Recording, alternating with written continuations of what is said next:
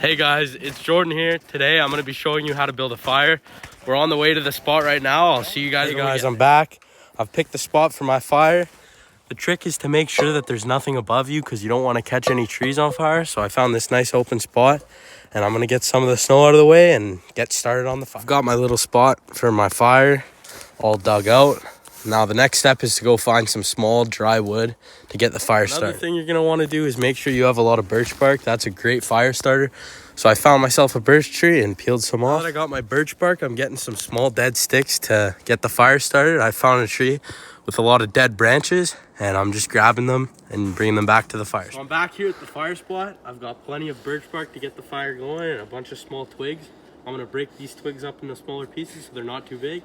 And then I'll get everything started. I've broken up my sticks into smaller pieces and I've arranged them in a house formation. So you just kind of build up walls with your sticks and then you start putting birch bark in the middle and then that should get your fire going. I've broken up my sticks into smaller pieces and I've arranged them in a house formation. So you just kind of build up walls with your sticks and then you start putting birch bark in the middle and then that should get your fire going. Got my lighter here. It's time to light my fire.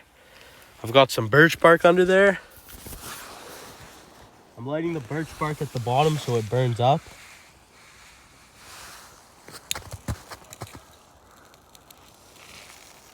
And we'll just give that a second and it should light.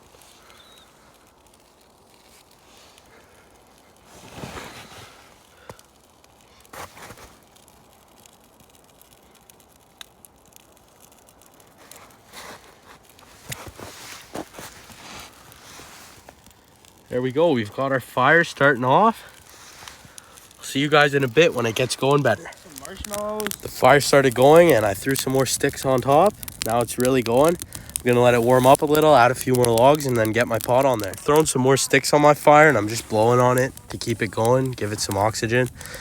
And I'm about to put my pot on. I've just placed my pot on my fire and now it's time to wait for it to boil.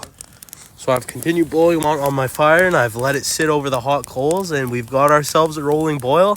If you look here, all those hot coals are keeping it nice and warm. And by blowing on it, I was able to keep it warm and boil my water. So that's all for my tutorial on how to boil water. I hope you enjoyed and I hope this can help you out someday.